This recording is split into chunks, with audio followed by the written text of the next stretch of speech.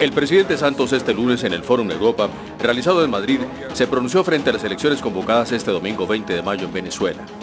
Hemos sido muy claros. Nosotros no vamos a reconocer el resultado de ninguna elecciones porque no creemos que esas elecciones sean democráticas ni limpias.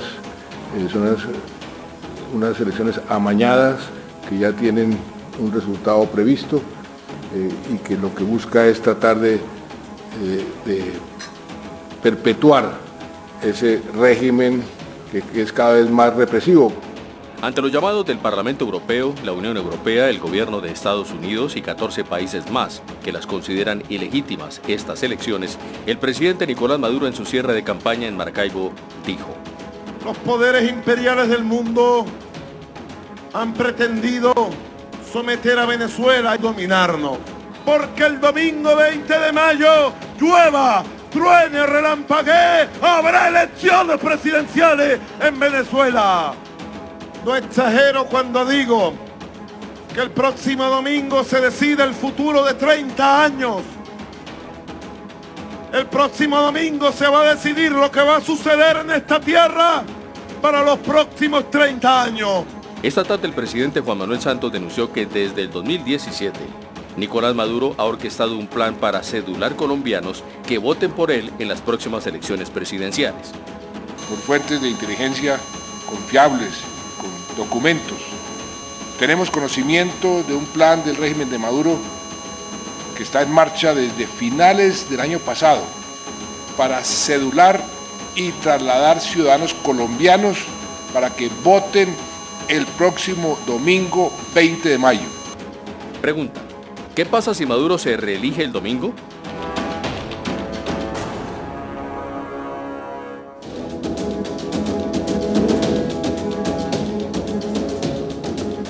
Bienvenidos a Semana en Vivo. Este es un evento electoral que precede a nuestro evento electoral, que tiene de verdad centrados o el foco, el interés de muchísimos periodistas y del mundo, porque obviamente la gente espera que el impacto que tenga la posible reelección del presidente Nicolás Maduro pues signifique, como él dice, de pronto quedarse en el poder mucho más. Ese es uno de los grandes, digamos, planteamientos o escenarios que surgen después de estas elecciones, si realmente el chavismo se va a quedar, como dice Maduro, 30 años más. Los invitados que hoy tengo, hoy los voy a decir yo, está aquí Tulio Hernández, son venezolanos y no venezolanos, esto es una cosa colombo-venezolana. Tulio, mi amigo Tulio Hernández, sociólogo y columnista que además está viviendo aquí, ¿no es verdad? Así es. ¿Hace cuánto que no va a Venezuela usted? Cumplí exactamente el 4 de mayo un año de haberme escapado caminando por la frontera. Esa es una de las cosas que quiero que usted me cuente. Ahorita vamos a... Esa caminata fue la que me ha contado usted, me parece que es una caminata que hay que contarla. Y también tengo a un colombiano, Ronald Rodríguez, una persona que es bastante frecuente aquí en Semana en Vivo, politólogo, profesor, investigador del observatorio de Venezuela, no del conservatorio, no es Dudamel. Bienvenido, Ronald. Gracias, María Jimena. Un experto en este tema. Y también tenemos aquí a José Ramón Llanos, miembro del Comité Central del Partido Comunista Colombiano. Bienvenido. Gracias por la invitación. Y también tenemos a Roberto Denis, periodista venezolano, de Armando Info, ¿no es verdad? ¿Qué es eso? Es una nueva plataforma que ustedes tienen, ¿no es verdad? Sí, es un portal relativamente nuevo que está especializado únicamente en periodismo de investigación. Y digamos, nuestra base de operaciones es Caracas y el foco en Venezuela, pero también hacemos muchas historias transnacionales que tienen que ver con el tema de la corrupción y otras irregularidades de nuestros gobiernos. Y usted está aquí también en Colombia hace poco, ¿no es verdad? Sí, estamos en Bogotá desde febrero, y digo estamos porque... Es un grupo. Sí, son los dos de los editores y fundadores de Armando Info, que son Eval Schaffenberg, Joseph Polisuk y yo. Estamos aquí en Bogotá básicamente porque por razones de seguridad salimos a raíz de una demanda justamente de una investigación que publicamos y bueno, vamos a estar un tiempo trabajando desde aquí, desde Bogotá, en las oficinas de Semana. De Semana, sí, nosotros los vemos con frecuencia. Comencemos por usted. ¿Qué va a pasar el domingo en Venezuela? Bueno, yo diría que lo que va a pasar el domingo en Venezuela es bastante predecible. Si vemos el proceso de cómo se llegó a esta elección, es completamente atípico. Esta sin duda alguna es la elección presidencial más particular y más atípica que ha tenido Venezuela en los últimos tiempos. Y creo que lo que va a ocurrir es que el presidente Maduro va a ganar esta elección. De hecho, esta elección se montó en esta fecha porque en esta fecha y con estas condiciones, que me imagino que en el debate ahondaremos en ella, porque era la única forma que un presidente tan impopular como el presidente Maduro y un presidente que ha causado el desastre, la crisis que ha causado en Venezuela, gane una elección. Creo que eso es lo que lamentablemente va a ocurrir y el problema para Venezuela y para la región está a partir del 21 de mayo. ¿Cuáles son las condiciones, Tulio? Las condiciones que ellos violaron son 8. La primera, un organismo inconstitucional llamado Asamblea Nacional Constituyente fue la que convocó las elecciones, no el Consejo Nacional Electoral. Como siempre pasa. Sí. Segundo, no fue convocada en la fecha que es diciembre, la fecha que plantean las leyes, diciembre del 2018, sino que fue adelantada, incluso la querían hacer en abril, después la postergaron a mayo.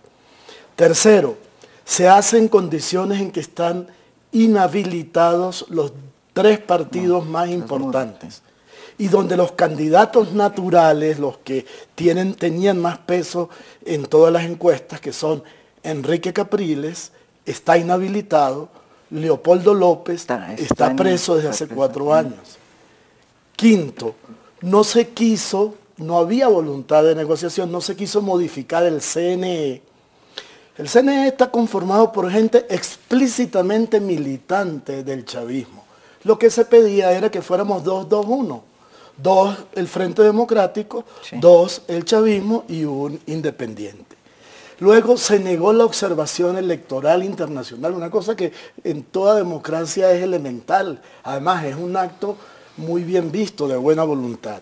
Y además no se aceptó lo que es ley, que en los medios estatales, que los chavistas convirtieron en aparatos publicitarios del PCV, se diera lo que dicen las leyes venezolanas, un tiempo de participación para los candidatos opositores. Entonces, en esas condiciones, que son absolutamente distintas a todas las anteriores, porque por eso íbamos a elecciones, la MUD inteligentemente dijo que no. No es que se abstiene, es que no reconoce la convocatoria. Y fíjense que es muy interesante.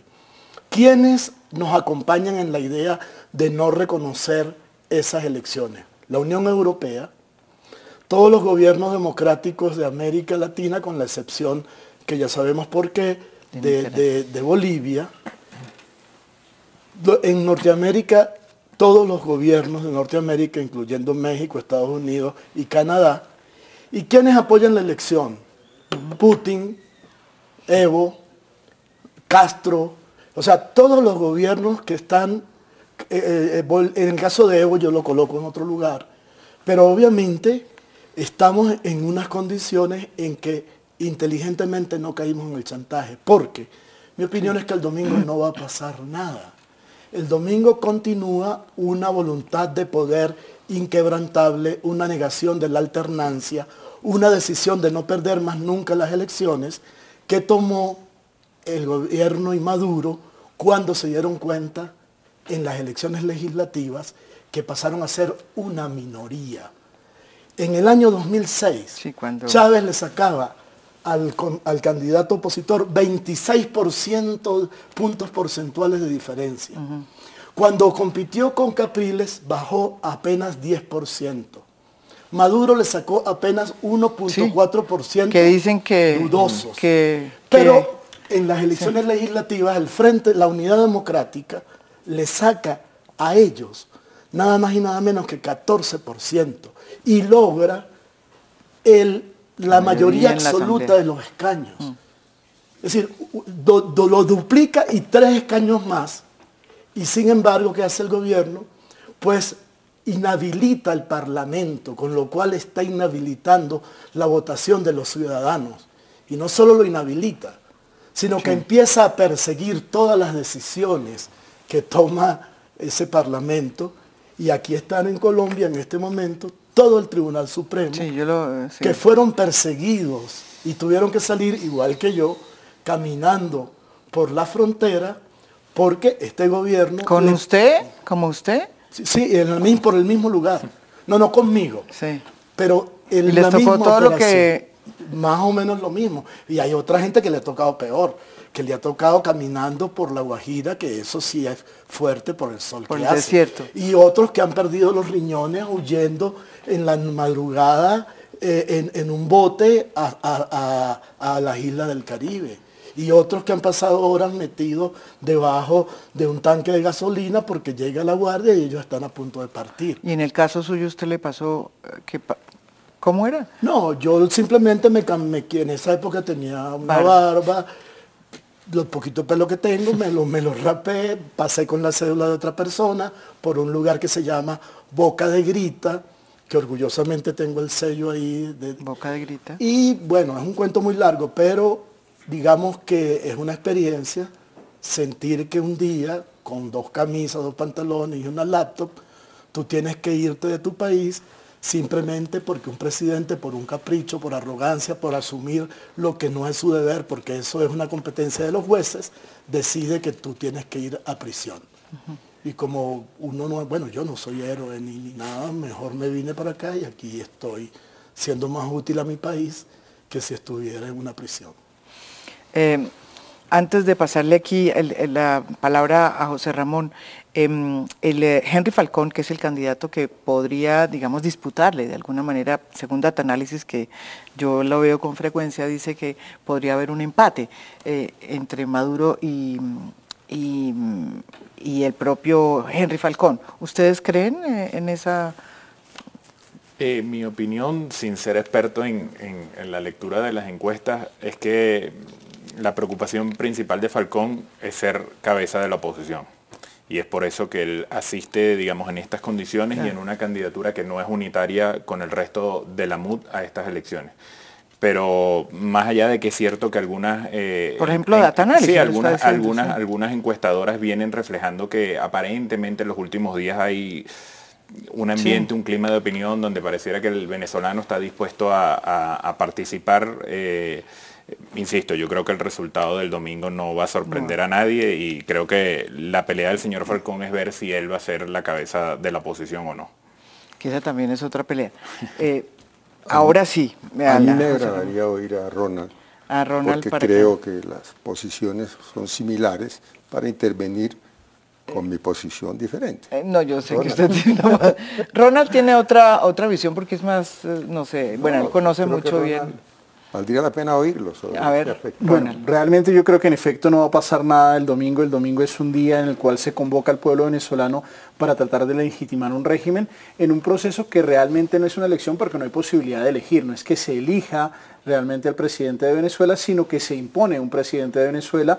Ya el gobierno nos ha demostrado en el pasado que puede manipular los resultados electorales. La Asamblea Nacional Constituyente, esta es la hora que nos seguimos preguntando de dónde sacaron 8 millones de votos, porque no hay, digamos, una correspondencia entre las imágenes de la participación ese día, las filas y demás, con el resultado electoral. La misma Smartmatic, que era una de las compañías que apoyaba al CNE en el proceso, reconoce que hay 1 millón de votos que no se sabe de dónde salieron. Sí. Y en ese orden de ideas, pues, más allá de lo que nos importe el resultado o la puesta en escena que nos van a poner el domingo, es lo que se viene para Venezuela después y en qué tiempo se viene. Algunos sectores de la oposición lo comparan con el proceso de plebiscito de Marcos Pérez Jiménez el 15 de diciembre de 1957, en el cual él llama un plebiscito para tratar de garantizar la continuidad de su gobierno, pero ese plebiscito, que también ganó por una ventaja abultada, lo que terminó generando fue el despertar de unas fuerzas que se movilizaron y dieron lugar al mítico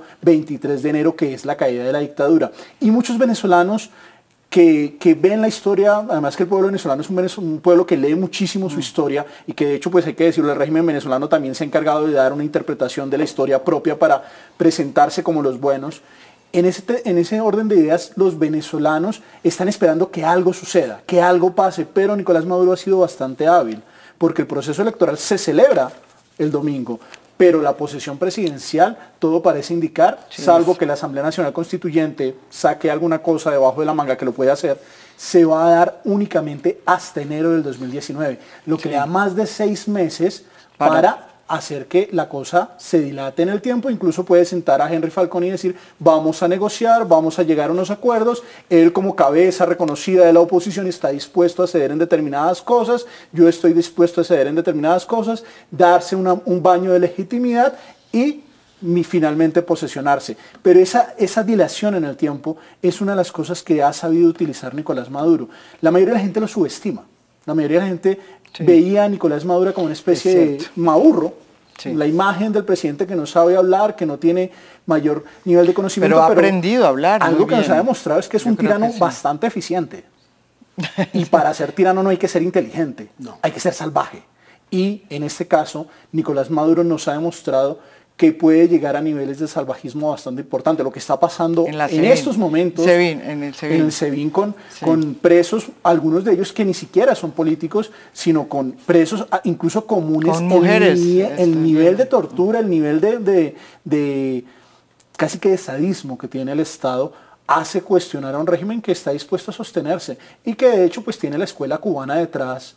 Los cubanos han aprendido a vivir muy malos tiempos y sostenerse en el poder.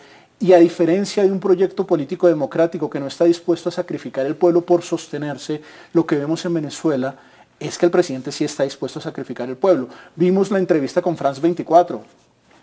La crisis humanitaria no existe. Venezuela es un país que pone vacunas.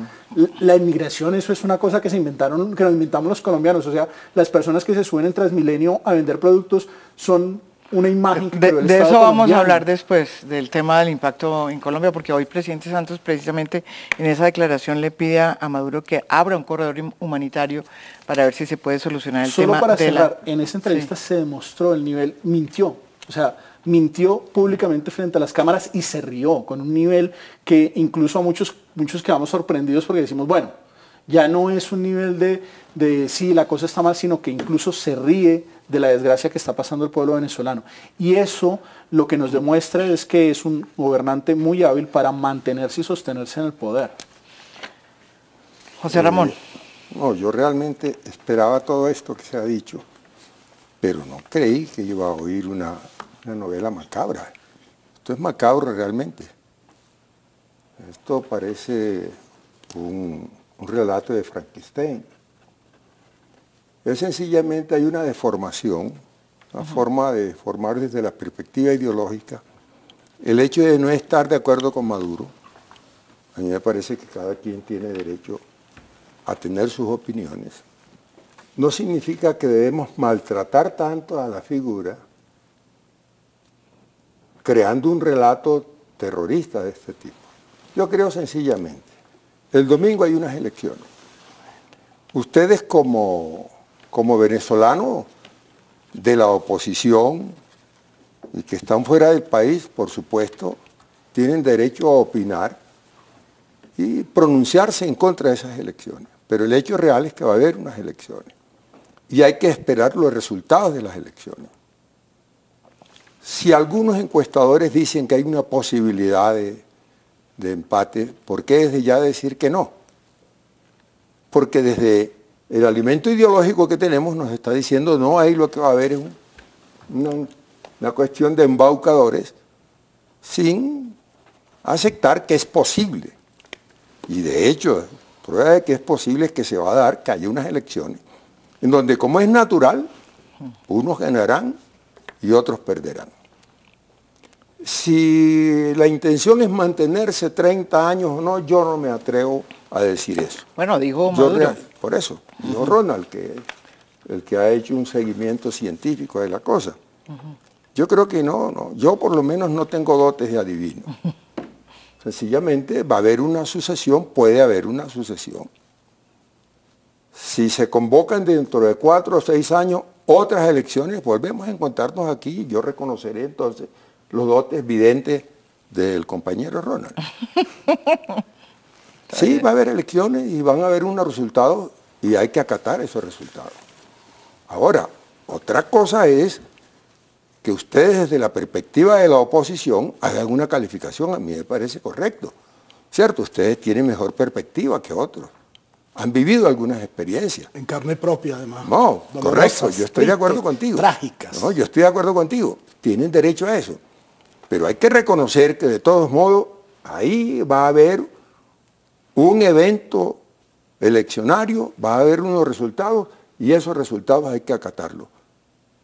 Si gana Falcón, es lógico que debe acatarse. Y si gana Maduro, también deben acatarse. Ya la calificación del régimen, eso lo podemos ver posteriormente. Solo una acotación, Tulio. Bueno, en primer lugar que yo no hablo desde la tribuna política, que no sé si es desde la que usted está hablando. Y sí, no hay duda. Pero yo no hablo desde la tribuna política. Trato de hablar como periodista desde hechos objetivos, y hay algo interesante en lo que usted menciona. Usted dice que los resultados hay que acatarlos. Claro.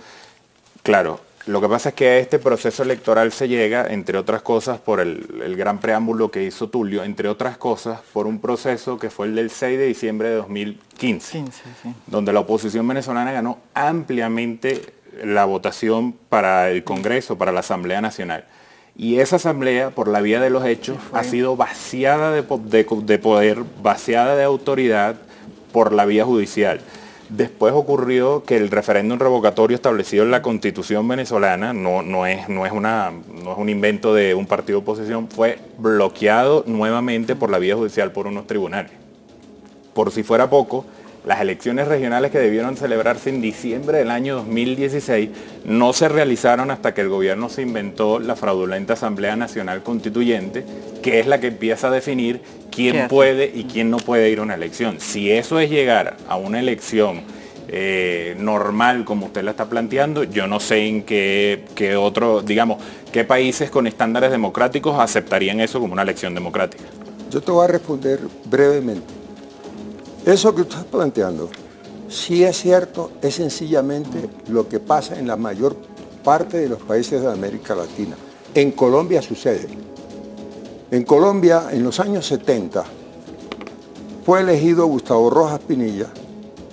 El presidente declaró un estado de sitio. A las 8 de la noche nos mandaron a dormir y después que nos mandaron a dormir, los resultados cambiaron totalmente. La votación, usted recuerda perfectamente, fue diferente. Muy chiquita. Y ganó, suyo.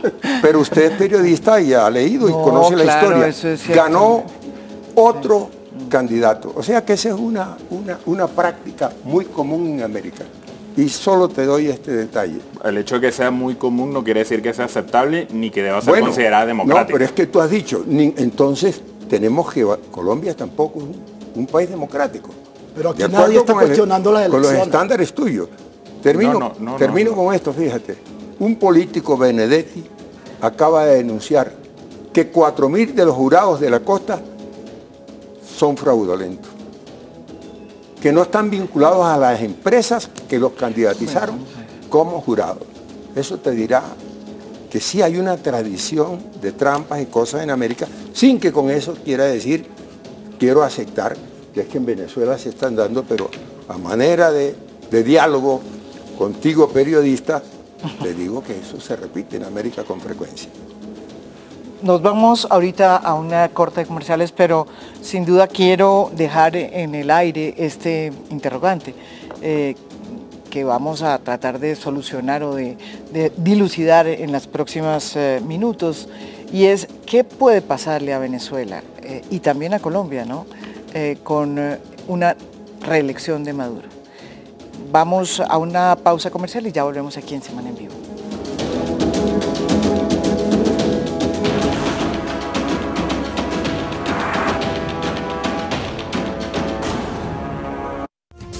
Usted está viendo Cable Noticias, 24 horas de información.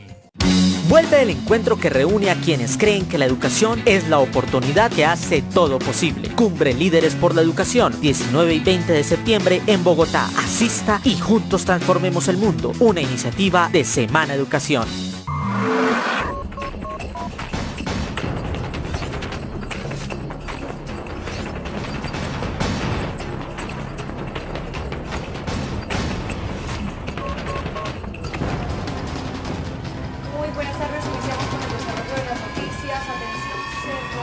Cable Noticias, 24 horas de información.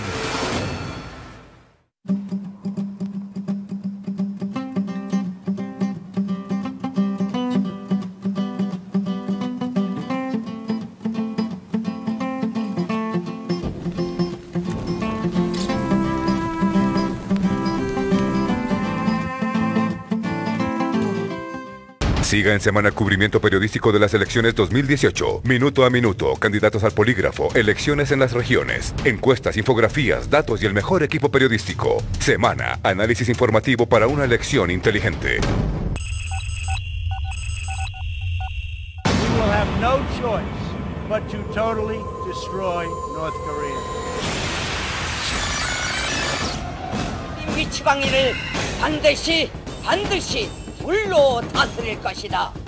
A esta hora vamos a conectarnos con los hechos que son noticia alrededor del mundo.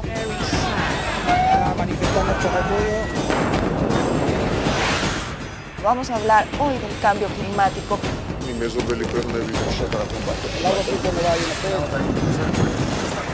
atentos a lo que pasa en Puerto Rico y en México. México. Continúe viendo Cable Noticias, 24 horas de información.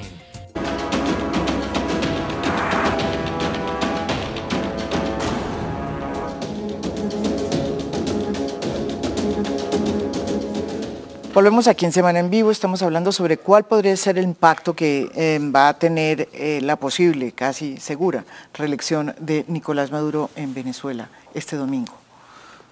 Sí, Tulio. pero yo quiero hacer un comentario sobre la conversación anterior. Ni más faltaba. A mí me preocupa mucho cierto relativismo que hace cierta izquierda latinoamericana cada vez que los venezolanos contamos nuestras tragedias.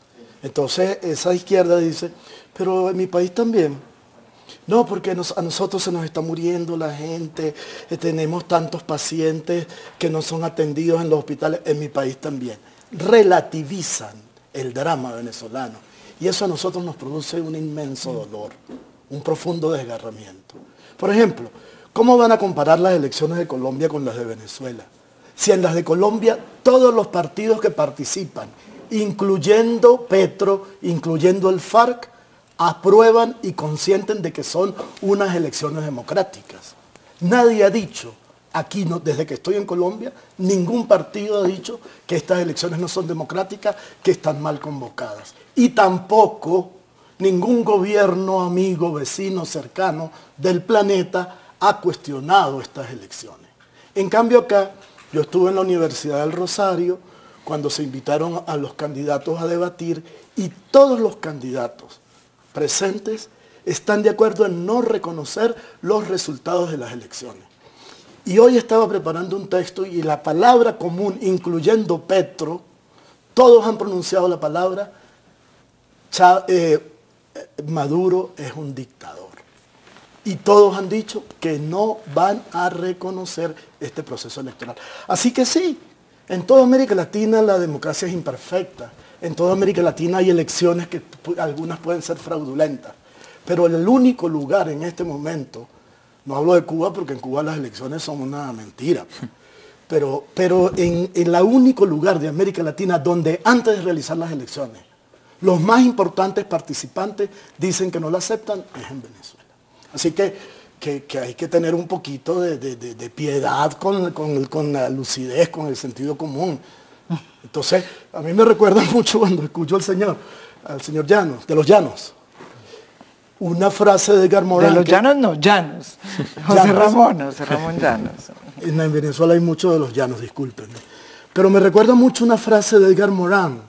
Cada vez que yo escucho a otra gente ser solidaria con un país tan trágico como el nuestro. Me recuerdo una definición de un sociólogo, Edgar Morin, que decía que el comunismo eran millones de personas a la orilla del mar tomando buches de agua salada y diciendo: esto no es agua salada, esto es limonada, esto no es agua salada, esto es limonada. Porque no quieren ver la tragedia venezolana y pareciera que hay torturas buenas y torturas malas, asesinatos buenos y asesinatos malos. O sea, si la tortura o el asesinato lo hace la derecha, es mala. Pero si la tortura, el asesinato, la cárcel, la prisión, la condena a muerte de los pacientes la hace alguien que esté en contra de los Estados Unidos y que diga que habla en nombre del pueblo, entonces ese asesinato es justificable, esa persecución es justificable. Quería llamar la atención sobre eso. Pero bueno. ¿Usted quiere contestar? No, es que yo estoy de acuerdo contigo en una cosa. Ah, ¿viste? En que todo se relativiza. Estoy de acuerdo contigo en eso. Por ejemplo, yo no estoy de acuerdo con la campaña que se hace en favor de la intervención de los Estados Unidos en Venezuela. Yo no estoy de acuerdo por una razón sencilla, porque en este momento en el gobierno de los Estados Unidos hay una tríada de asesinos. Está Pompeo, que tú como profesor y usted como periodista debe saber quién es, ¿cierto? Está Bolan, el responsable de la mentira de que Irak tenía armas nucleares y le costó al pueblo iraquí 1.200.000 muertos, sin calcular o tener referencia de los muertos norteamericanos, porque eso los ocultan cuidadosamente. Por esa sola razón, yo no estoy de acuerdo en la campaña para que haya intervención en Venezuela, habiendo esos asesinos. Una, la que acaba de decir la Haspel, que acaba de ser elegida nada menos que directora de la CIA, quien planeó, ejecutó y supervisó las torturas. Y más grave todavía que Trump diga que las torturas son benéficas. No más con eso es suficiente para yo no estar de acuerdo con esa relativización que hacen ustedes porque no están de acuerdo con el régimen de Maduro. Es que lo que están enfrentados aquí son dos posiciones ideológicas. Pero perdóneme, una cosita. Yo estoy absolutamente de acuerdo con usted. Yo me opongo a toda intervención de los Estados Unidos en la solución de los problemas venezolanos. Y muchos opositores, porque una de las caricaturas que ha hecho el chavismo es vender en el mundo que los opositores somos ultraderechistas, somos fascistas. Pues no. En el Frente Democrático hay desde partidos marxistas como Bandera Roja hasta gentes de la izquierda moderada como Pekov, que fueron antes guerrilleros y después rectificaron, hasta gente que nos sentimos socialdemócratas, hasta una centroderecha, porque en Venezuela, por mala suerte o por buena suerte no sabemos, nunca ha habido una derecha ultra como la que podemos conocer, por ejemplo, en España. Entonces, yo estoy totalmente de acuerdo con usted. O sea, Pérez Jiménez fue demócrata. ¿Pérez Jiménez? Sí. Pérez Jiménez está muerto. Por eso, pero es que tú dices nunca en Venezuela. No, he dicho una ultraderecha. Por eso, radical. una ultraderecha, o sea que entonces Pérez Jiménez era de centro. Pérez Jiménez no era democrático. Por eso, entonces, por eso, pero yo estoy hablando de... Tu aseveración no es correcta. Perdóneme, yo estoy hablando de democracia. Para mí la democracia tiene que tener por lo menos dos patas, una derecha y una izquierda. Si la derecha puede ser no democrática y la izquierda puede ser no democrática.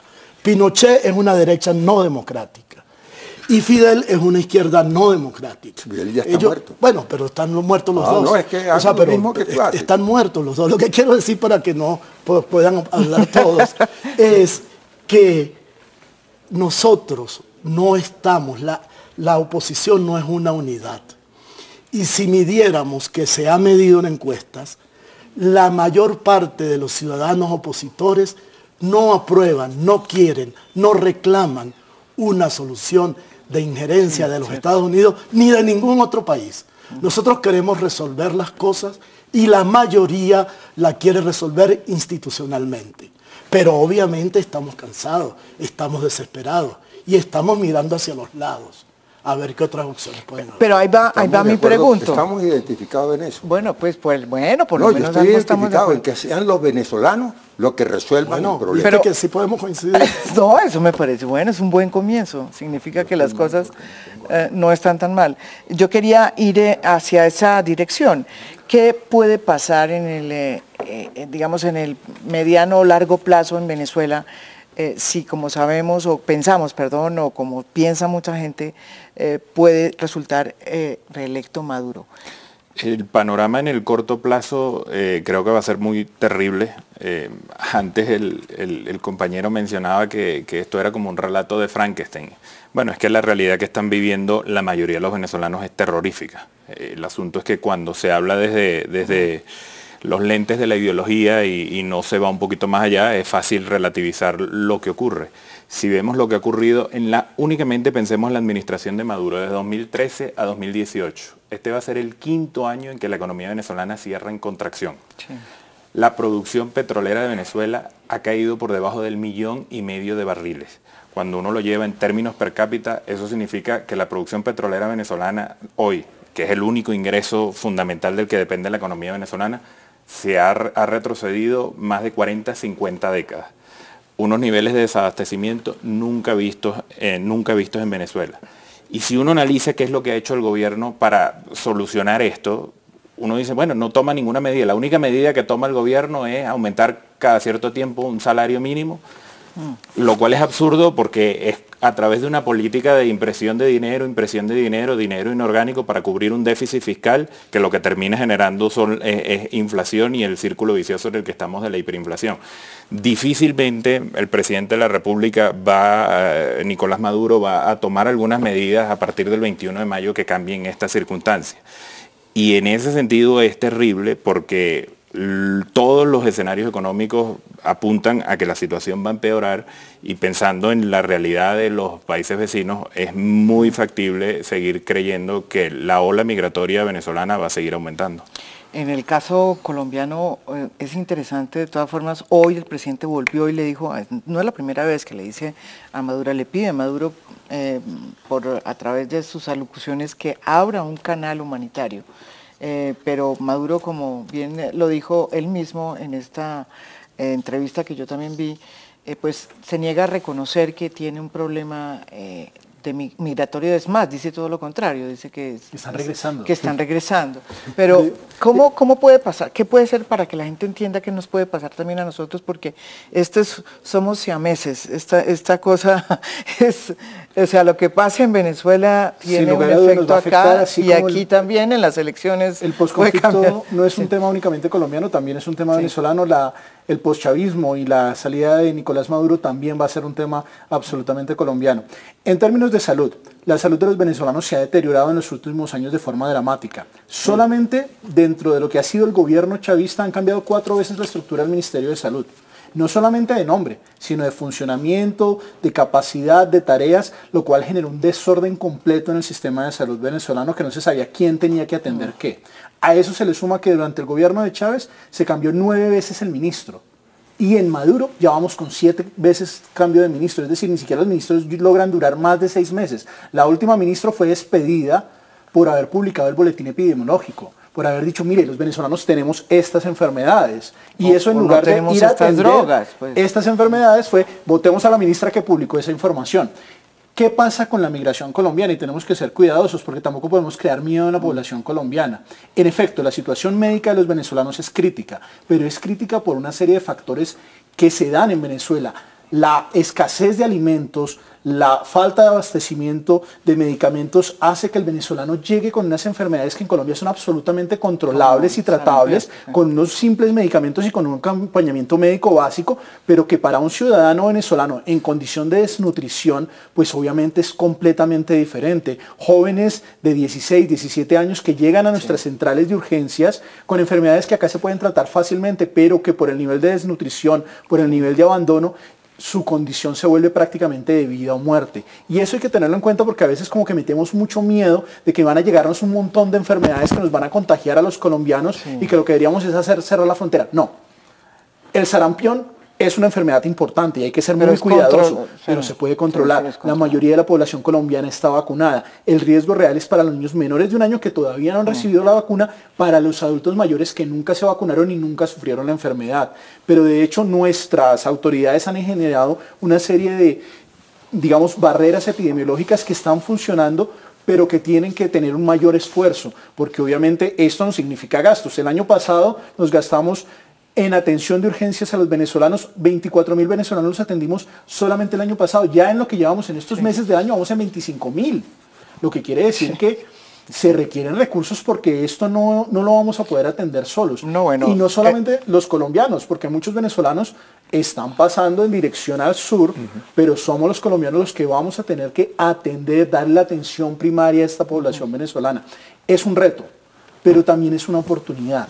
Yo también creo lo mismo, fíjese que eso es una de las cosas que hay que incentivar y crear en esta sociedad que no está acostumbrada por lo demás a tener. Además también porque se ha vendido la imagen de que todos los venezolanos que están llegando ahora en esta última oleada son los pobres que nada tienen y que, mejor dicho, ahora lo que llegaron son solamente pobres. Eso no es tan cierto. Muchas de las personas que vienen de Venezuela sí vienen en condición de calamidad humanitaria, pero eso no quiere decir que no sean pobres, que sean pobres. Muchos de ellos vienen con unas capacidades de capital humano muy importantes que nos van a generar a nosotros desarrollo. En Colombia, en nuestro caso, porque éramos víctimas primero de la violencia con mayúsculas, después del conflicto armado. Con minúscula. Nunca fuimos, bueno, minúscula. Pero ¿por qué era con mayúscula? La primera. La violencia partidista, la violencia política entre liberales y conservadores que los profesores y los no las hacían a escribir con mayúscula. La violencia, además porque en Colombia era para diferenciarla de las otras violencias. De la Guerra de los 1000 días, que también escribimos con mayúscula. En ese orden de ideas, los venezolanos que están llegando pueden generar unas potencialidades que nosotros nunca recibimos por la migración. Claro. La migración es un proceso de potencialidad, no es fácil. No es, de hecho, pues uno al principio se va a sentir un poco incómodo porque el colombiano no está acostumbrado a convivir con otro y menos en su territorio. El venezolano tampoco está acostumbrado a viajar y a interactuar con otro y venir en las condiciones en las que están llegando y adaptarse a un nuevo modelo. Nosotros sabemos, los colombianos tenemos una experiencia en los compatriotas que se fueron, más de 5 millones de colombianos que salieron producto de nuestro conflicto. Y por el otro lado, tenemos unas redes de apoyo que fueron parte de la creación de una de las enseñanzas que nos dejó el conflicto armado, que es todo el tratamiento a desplazados, que hoy muchas de las organizaciones que antes atendían a desplazados han empezado a mutar y han empezado a atender a los venezolanos. La fuerza que están dando, la atención que están dando a este tema, las iglesias, no solamente la Iglesia Católica, también las iglesias protestantes, las organizaciones no gubernamentales. ¿Pero podemos colapsar en algún momento? Yo estuve aquí con Human Rights Watch, con Vivanco, y ellos están considerando ya esa frontera en general como un tema muy complicado, parecido pues a la migración de los que hay en las fronteras con Siria.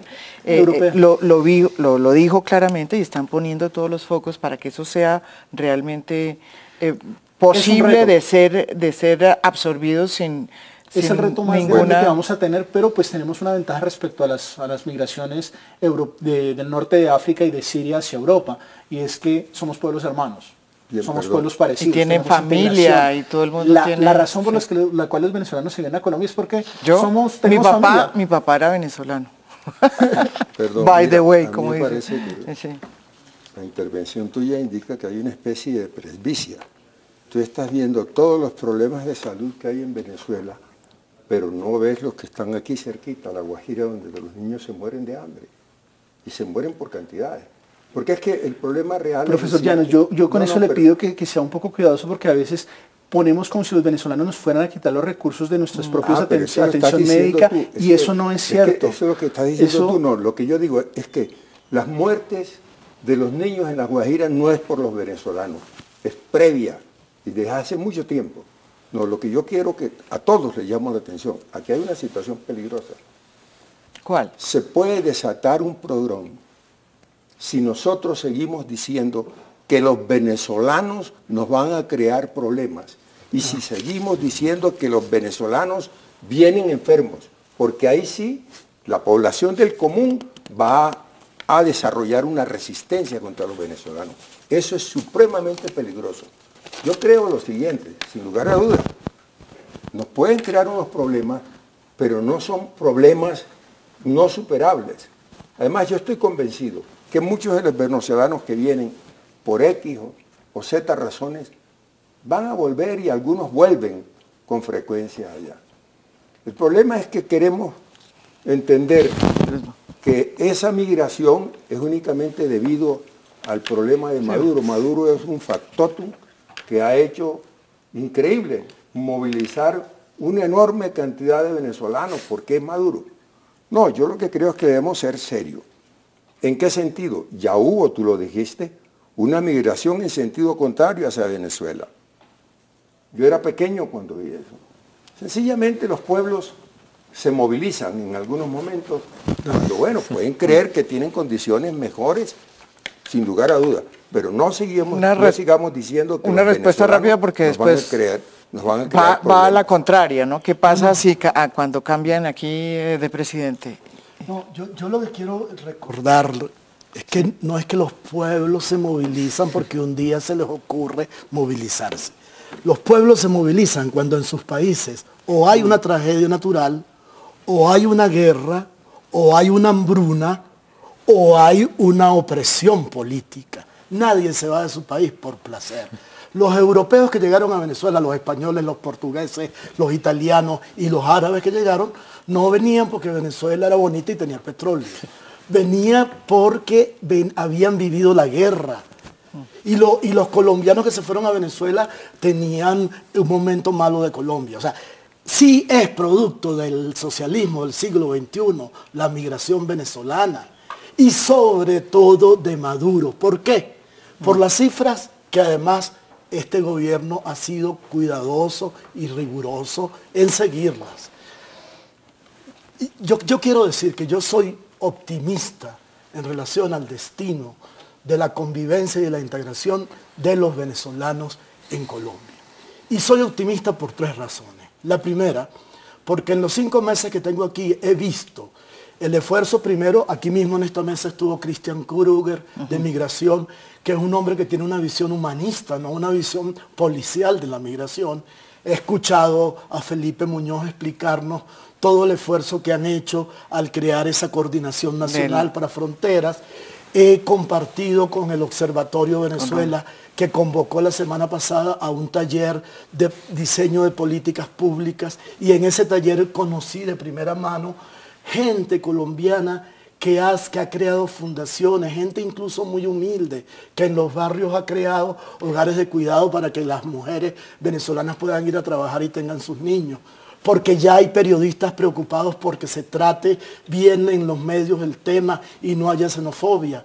Porque las campañas antisenofóbicas la han comenzado a hacer colombianos, como la campaña Somos Panas. Es decir, yo siento que esta va a ser una migración que va a ir acompañada por los gobiernos y por el país receptor, precisamente con una gran conciencia y con una... No es que no hayan problemas, sí los hay, pero hay condiciones para que se aminore y el impacto no sea tan dramático como puede parecer.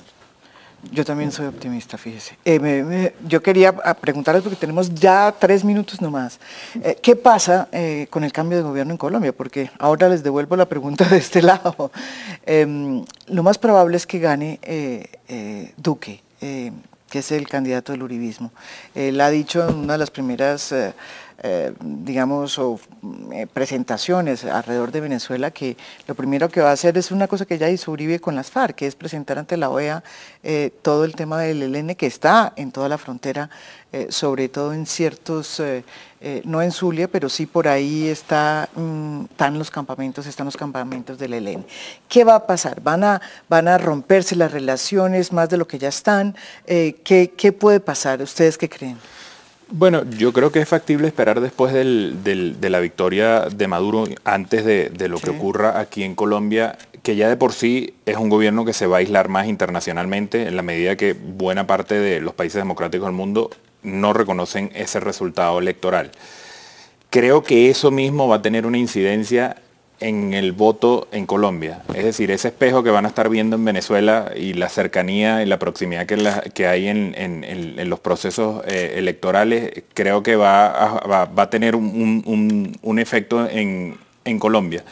Y más allá de eso, después eventualmente, si fuera un gobierno, por ejemplo, como el de Duque, a seguir por las encuestas, yo lo que creo que tanto Colombia como el resto de la comunidad internacional van a seguir tratando de presionar a Venezuela, no en términos injerencistas, sino presionar a Venezuela y al gobierno democrático. ¿Con un gobierno como Uribe, no? Yo creo que no, porque al final, y Tulio lo mencionaba, no solo es que los factores de oposición venezolanos están en contra de una injerencia, sino el resto de países vecinos y gobiernos latinoamericanos no ven tampoco con buenos ojos una injerencia de otro tipo en Venezuela. Yo lo que creo que van a seguir los esfuerzos por presionar al gobierno venezolano que vuelva al cauce democrático. Ahora, lo peor para Maduro es que gane Duque, porque yo estuve comparando todas las propuestas. Yo diría que hay 3 bloques. La de Duque y Vargas Lleras, pero sobre todo la de Duque, que está muy clara, no es a la OEA, es a la Corte Penal Internacional. Yo lo vi diciendo la OEA. Corte Penal Internacional para acusarlo de 2 cosas. Auspiciar el terrorismo a través del Ejército de Liberación Nacional y formar parte de una banda criminal internacional de distribución de drogas que parte de Colombia y de allá. Pase por Venezuela. 2. Va a proponer además, él, tanto Vargas Lleras, romper relaciones. Y 3, dejan ver cualquier tipo de apoyo con tal de que Venezuela vuelva a la democracia. De la Calle y Fajardo son más políticamente correctos. Dicen, no, hay que hacer una convocatoria internacional. De la Calle, que fue redactor de la Carta Democrática de la OEA, dice, hay que ir a la OEA para que apliquen la Carta Democrática porque Maduro y Venezuela no la cumplen. Y Petro ha sido mucho más moderado. Petro no atribuye lo que pasa en Venezuela al socialismo del siglo XXI, sino al hecho de ser un país monoproductor. Y al ser un país monoproductor, no logra satisfacer las necesidades de la población. Pero ha dicho de manera muy contundente que Chávez no era dictador, pero que Maduro sí es dictador. Así que en ese espectro de opciones, lo que más le va a hacer daño a Maduro, porque va a ser una oposición frontal como la que tuvo... O sea, lo que más va a hacer daño o lo que más va a beneficiar a Maduro. No, yo creo que, porque lo que viene en Venezuela, y con esto no hablo más, sí, lo que viene en Venezuela es que se cierra la vía democrática y comienzan a jugar todas las vías. En Venezuela había 4 vías. La de los golpistas, que siempre han querido dar un golpe. La de la insurrección popular que fue reprimida y que nos ha costado más de 300 muertos y más de 2 millones de presos. Yo estoy de acuerdo. La vía constitucional, que es la que se agota ahora, y la injerencia extranjera. Pues bien, ahora todos los 4 van a comenzar a jugar a un mismo tiempo, porque el domingo se cierra la electoral. Independientemente del resultado de Colombia aquí. Independientemente del resultado de quien gane, yo creo que Colombia lo que primero que tiene que empezar a hacer es construir un consenso político entre los diferentes partidos para manejar el tema de la migración y verlo no solo como una política del próximo gobierno, sino como una política de Estado a largo plazo. 30 segundos. A ver. Si gana Duque, sencillamente nosotros vamos a perder, porque llega al poder por interpuestas manos un presidente que trató de destruir las instituciones en Colombia y que está incluso por crímenes. Bueno, muchas gracias, nos vamos. Este es una abrebocas de lo que va a pasar. Van a venir más programas, sobre todo después del resultado del domingo, que se prevé que vaya a pasar, pero no los efectos que vaya a tener siempre son más dramáticos, como dicen aquí en la mesa, no se ve de otra forma. En todo caso, ojalá que las personas que están viendo esto y que son venezolanas hayan podido entender que somos siameses y que estamos en las mismas. Lo que pase allá tiene un efecto acá y lo que pase acá tiene un efecto allá. Muchísimas gracias, los espero mañana con otro tema de interés nacional. Muy buenas noches.